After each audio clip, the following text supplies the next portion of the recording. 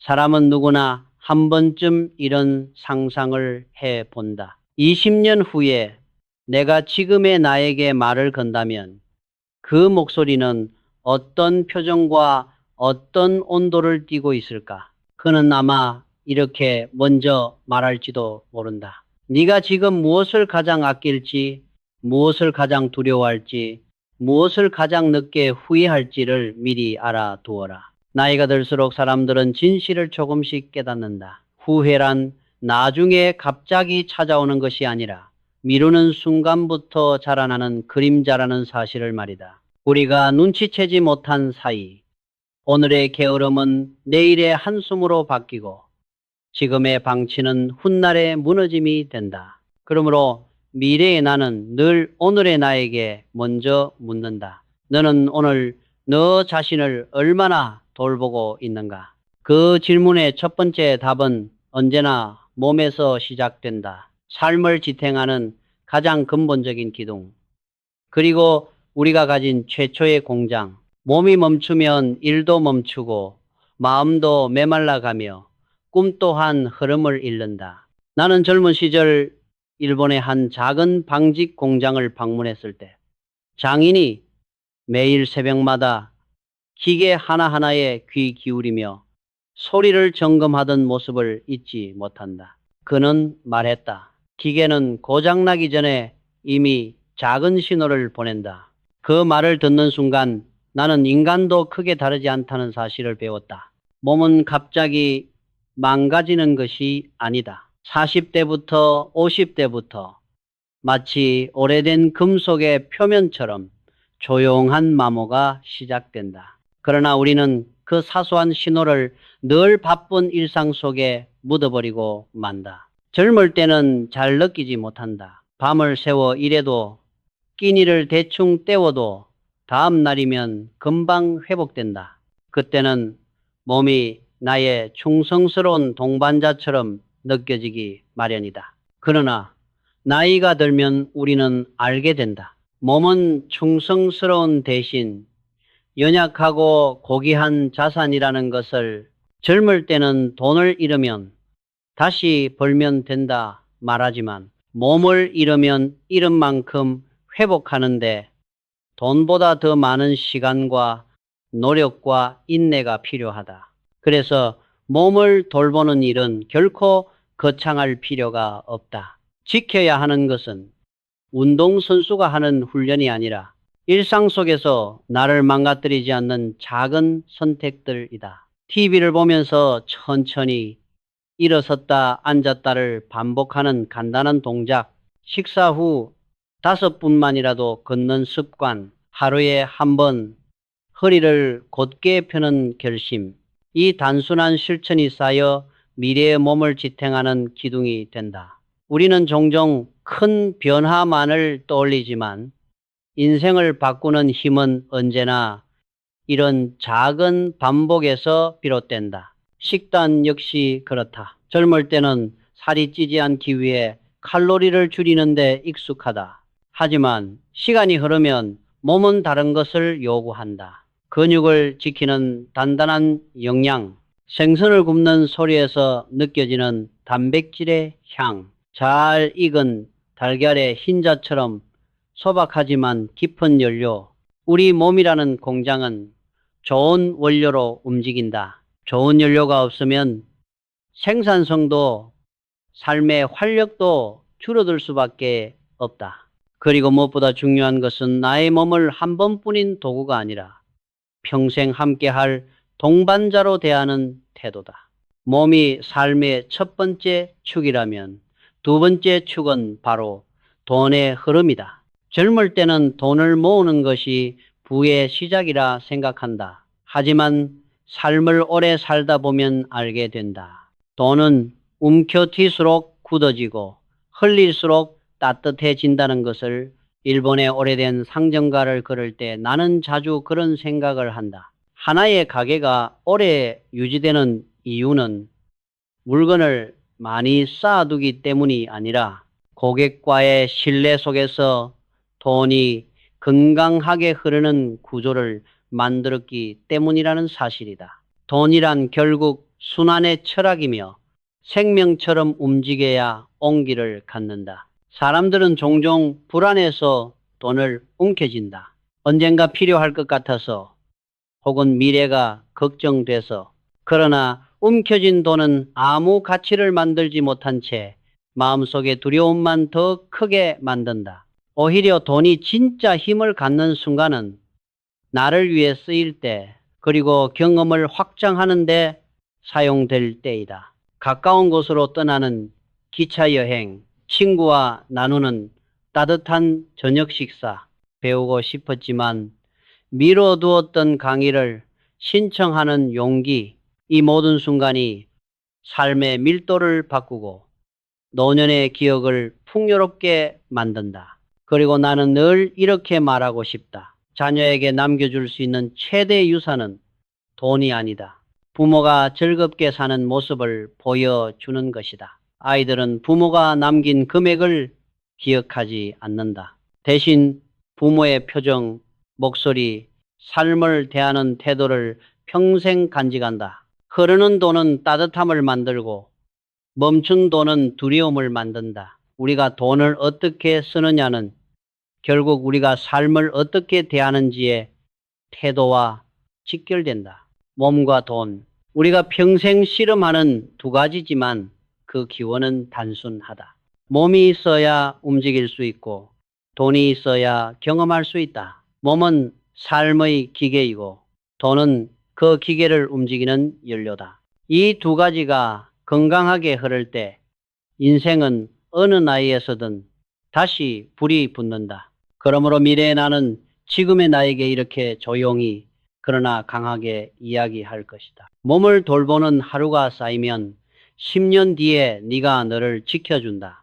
돈을 따뜻하게 흘려보내면 네 삶도 그 온기만큼 부드러워진다. 그리고 마지막으로 이렇게 묻는다. 해봤어? 오늘 하루 너는 스스로의 첫 번째 공장을 점검해 보았는가? 사람이 나이를 먹어갈수록 문득 깨닫게 되는 사실이 있다. 집은 단순한 공간이 아니라 우리의 마음을 비추는 큰 거울이라는 것이다. 젊은 시절에는 크고 넓은 집이 곧 안정과 성공의 상징처럼 느껴진다. 하지만 세월이 흐르면 그 넓은 방들 안에서 우리가 감당해야 할 고독과 짐의 무게 역시 커져간다는 사실을 천천히 체감하게 된다. 문을 열어두기만 하면 햇빛이 자연스럽게 들어오던 작은 집의 아침과 다르게 넓은 집은 먼저 불을 켜야 하고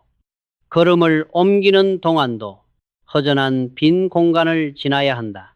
나이가 들수록 사람들이 집이 너무 크다라고 말하는 이유는 단지 면적 때문이 아니라 그 공간이 마음의 에너지를 서서히 빼앗아가기 때문이다. 나는 일본의 전통 가옥을 방문했을 때 이상할 정도로 편안함을 느꼈다. 크지 않은 공간, 불필요한 물건이 거의 없는 방, 그리고 여백을 뜻하는 일본어 마간의 철학이 스며든 구조.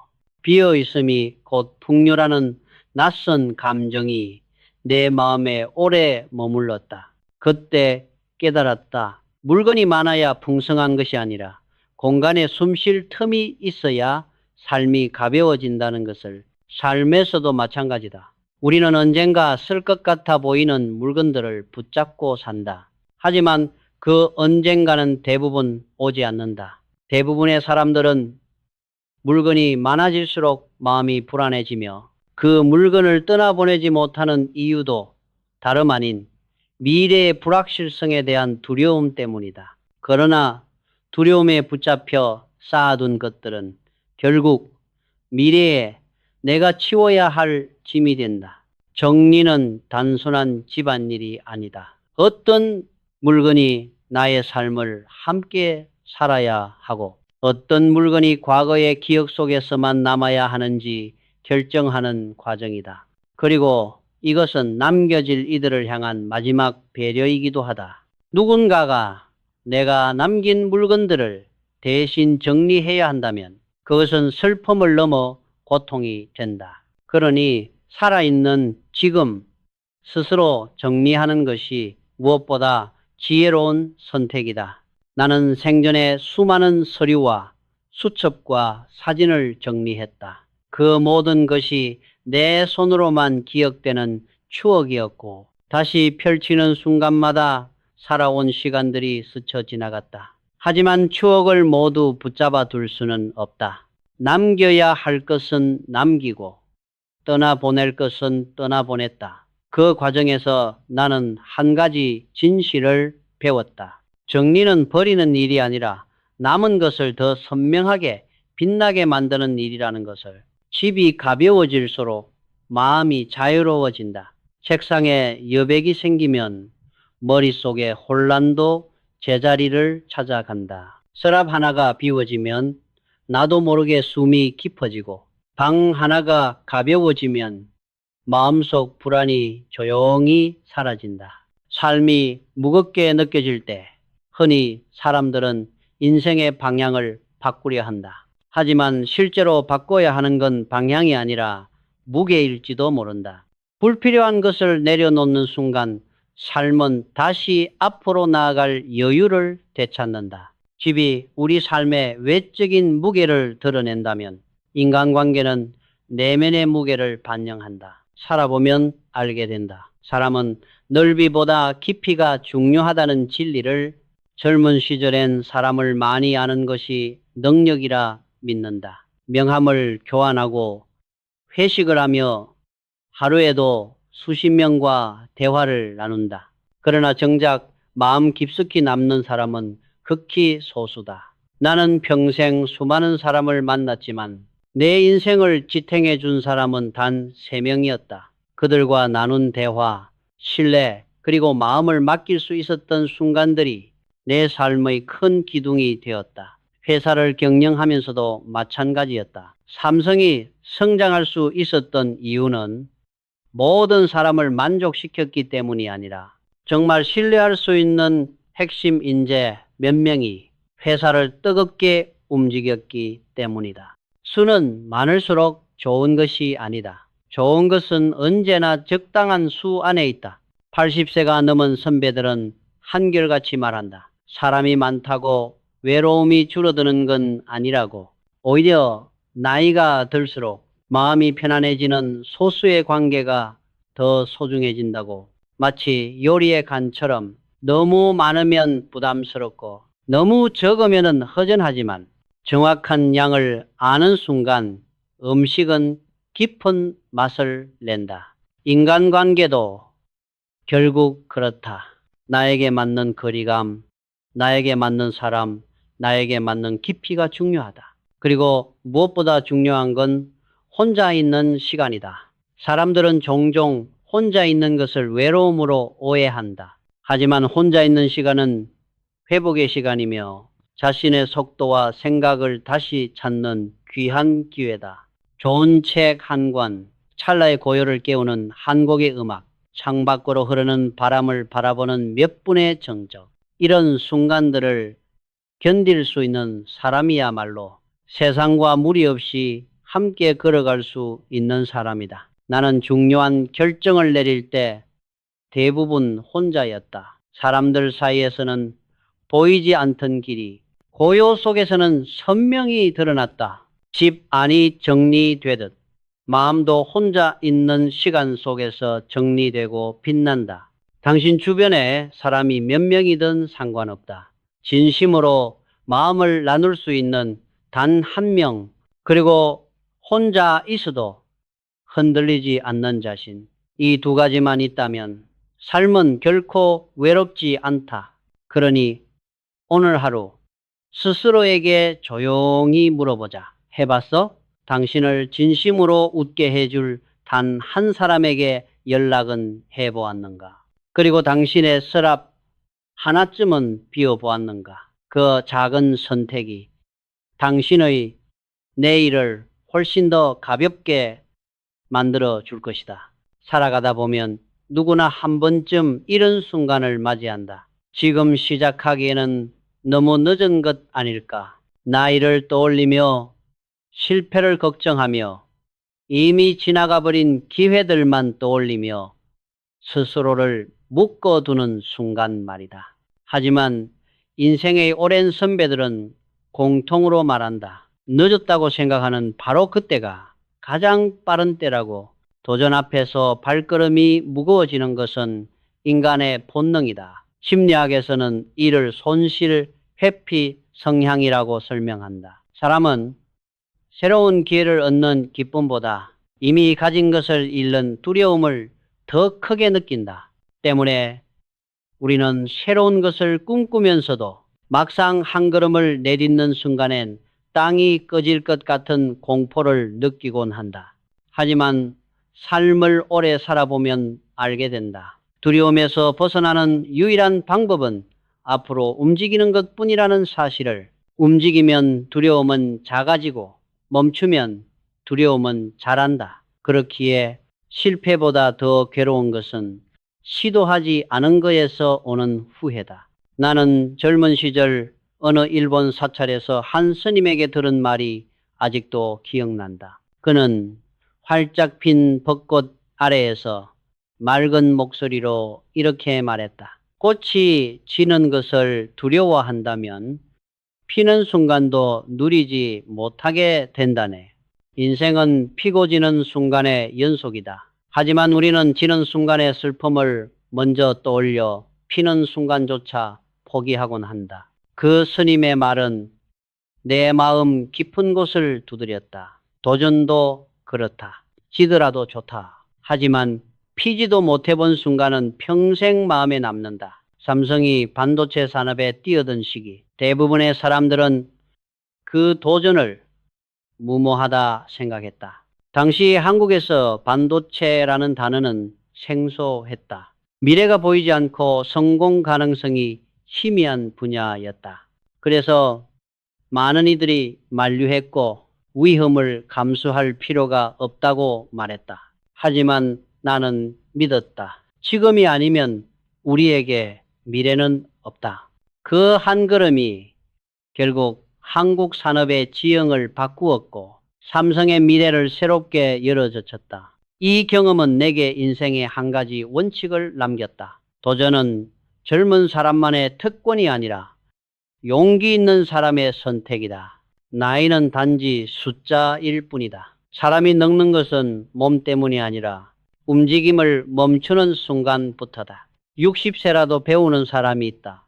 70세에도 새로운 것을 시작하는 사람이 있다. 그들은 나이가 아니라 태도가 자신을 젊게 한다는 사실을 몸으로 증명한다. 일본 사무라이들의 철학 중 일생일도 이성 있다라는 말이 있다. 평생 하나의 칼을 갈고 다듬으며 그 칼을 통해 자신의 삶을 증명한다는 뜻이다. 이 말은 기술의 연마에 대한 말이 아니라 인간의 자세에 대한 가르침이다. 단 하나의 길이라도 흔들림 없이 걸어가겠다는 결심, 실패를 걷어내며 다시 나를 세우겠다는 용기, 그리고 천천히라도 전진하겠다는 태도. 그 모든 것이 일생일도에 담겨 있다. 삶도 다르지 않다. 한 번의 결심이 인생을 바꾸고 그 결심을 지켜가는 태도가 시간을 견디게 한다. 도전을 가로막는 가장 큰 장애물은 능력이 부족하다는 두려움이 아니다. 대부분의 사람들은 잘해야 한다는 부담 때문에 시작조차 하지 못한다. 그러나 인생의 모든 시작은 미숙함으로부터 출발한다. 새로운 영역에 들어가는 순간 모두가 서툴고 모두가 불안하며 모두가 흔들리기 마련이다. 어린아이가 첫 발을 내딛는 그 조심스러운 떨림처럼 우리의 도전 역시 그런 떨림 속에서 자라난다. 만약 언젠가 해보고 싶었던 일이 있다면 그 언젠가를 기다리지 말아야 한다. 언젠가라는 말은 마치 먼 미래의 약속처럼 들리지만 사실 그것은 스스로를 속이는 가장 교묘한 표현이다. 언젠가는 오지 않는다. 그 시간은 내가 만들지 않는 이상 열리지 않는다.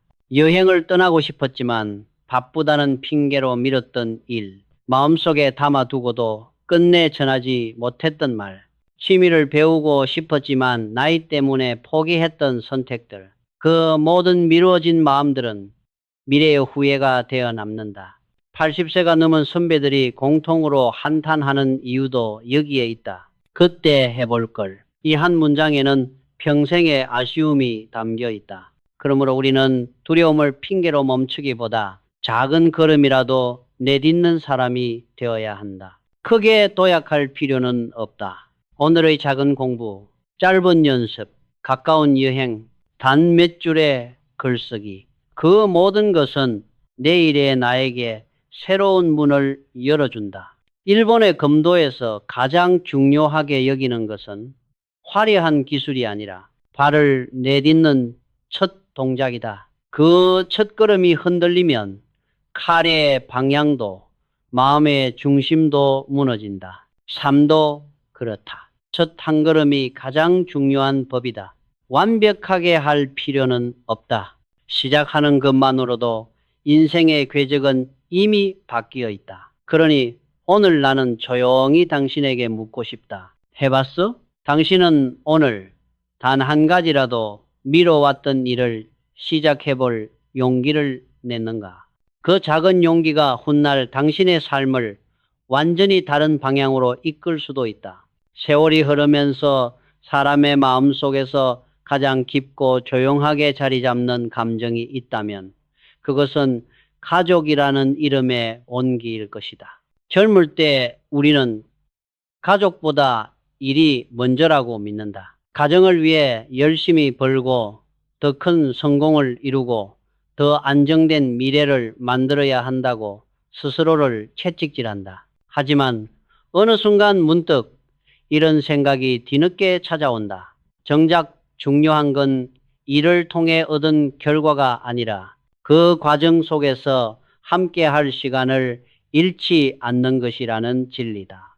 나는 한 번은 오래된 일본식 정원에서 한 노부부를 만난 적이 있다.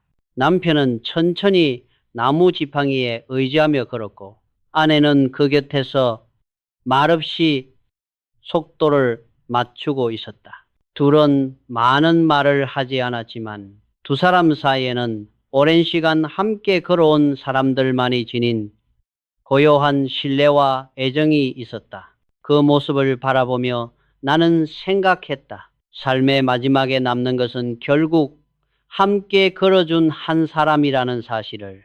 그 한 사람이 있다면 인생은 실패가 아니라는 사실을 사람들은 나이가 들면 자연스럽게 알게 된다. 가족에게 남겨야 할 것은 돈이 아니라 사랑이다. 돈은 시간이 지나면 모양을 잃고 가치도 달라진다. 하지만 따뜻한 대화 한마디, 서툴지만 전하고 싶었던 감사의 말, 함께 먹은 한 끼의 식사는 세월이 흘러도 생생하게 남는다. 80세가 넘은 어른들이 공통으로 하는 후회도 결국 같다.